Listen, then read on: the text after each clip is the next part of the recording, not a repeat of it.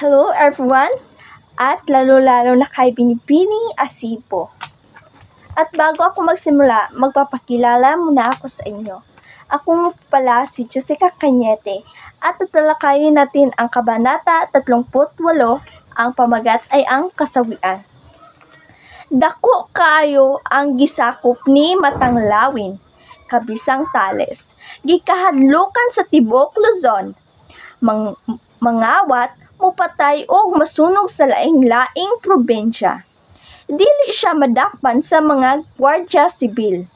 Mao ang hinon noon ang mga walay sala nga mag-uuma nga ilang gidakop o gipasangil nga kakonsabo sa mga tulisan. 7 ka mag-uuma nga gidala isip binalanggo, gikawasan walay sapin sa tiil, gipaglakaw sa kainit sa udto. Gisakit sa gwardya nga si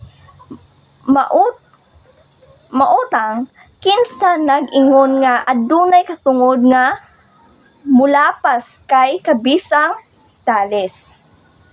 Sa kalupitan apan wala gipaminaw, kalit nga gisulong sa mga tulisan. Ang mga pusilon ang tanang bilanggo, aron walay magsumbong sa tunga sa gubat, may mitanghuhang tigulang nga lalaki.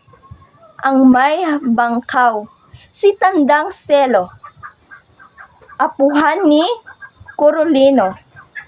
Gimanduan si Carolino ng pusilon kini. Nagsunod siya og sa pagduol nga sa biktima maamguhan niya ang iyang kaugalingong apuhan nga iyang napatay. At dito na po ang nagtapos ang aking tinatalakay. Maraming salamat sa pakikinig.